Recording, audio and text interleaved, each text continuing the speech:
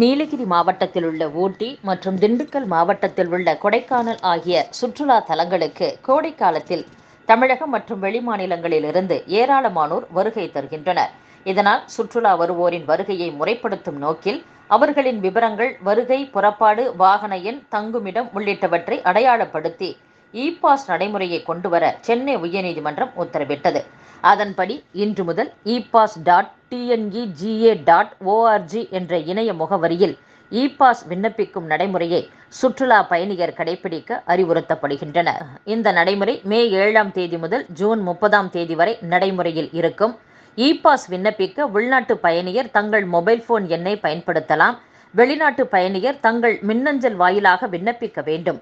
இந்த நடைமுறையால் சுற்றுலா பயணியருக்கோ வணிக ரீதியாக வந்து செல்வோருக்கோ எந்தவித பாதிப்பும் ஏற்படாது என்றும் தெரிவிக்கப்பட்டுள்ளது. தமிழகத்தில் வெப்ப அலையால் ஏற்படும் ஹீட் ஸ்ட்ரோக் பிரச்சினைக்காக அரசு மருத்துவமனைகளில் சிறப்பு வார்டுகள் துவங்கப்பட்டுள்ளதாக தெரிவிக்கப்பட்டுள்ளது.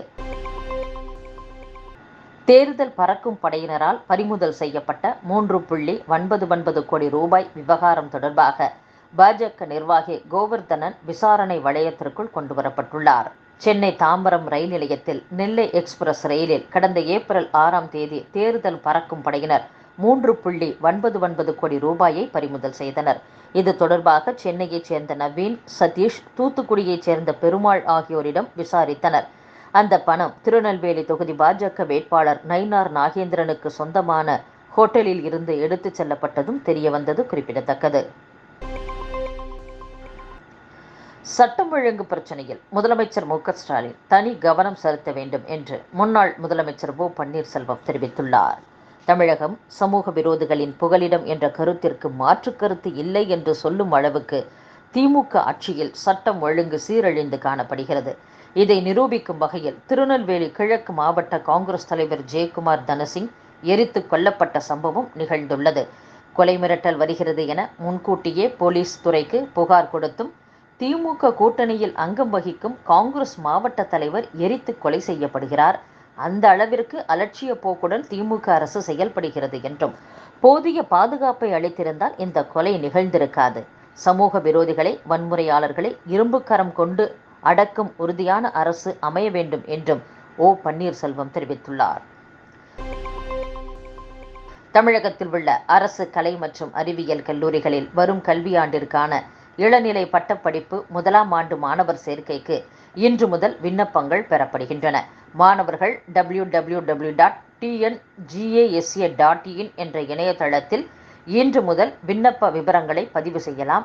அரசு கலை அறிவியல் கல்லூரிகளில் உள்ள சேர்க்கை உதவி மையங்களில் ஆன்லைனில் விண்ணப்பிக்க வசதி செய்யப்பட்டுள்ளதாகவும் தெரிவிக்கப்பட்டுள்ளது.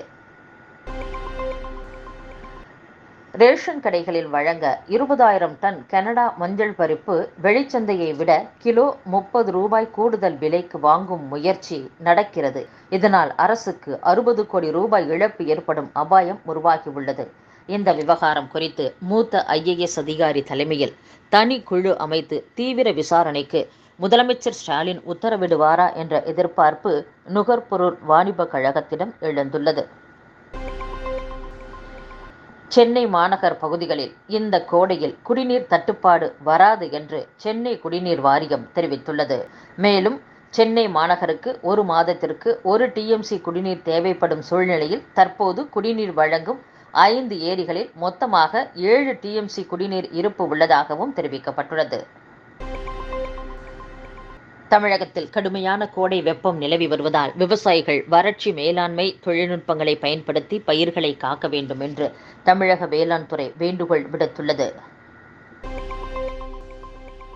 வெப்ப அலை பாதிப்பால் வடமாநில கட்டட தொழிலாளி ஒருவர் சென்னையில் நேற்று உயிரிழந்த விவகாரத்தில் ஹீட் ஸ்ட்ரோக் அறிகுறிகளை பொதுமக்கள் அலட்சியப்படுத்தக்கூடாது என்றும், கட்டுமான தொழிலாளர்கள் நேரடி வெயிலில் பணியில் ஈடுபட வேண்டாம் என்றும் சென்னை ராஜீவ்காந்தி மருத்துவமனை முதல்வர் டாக்டர் தேரணிராஜன் அறிவுறுத்தியுள்ளார்.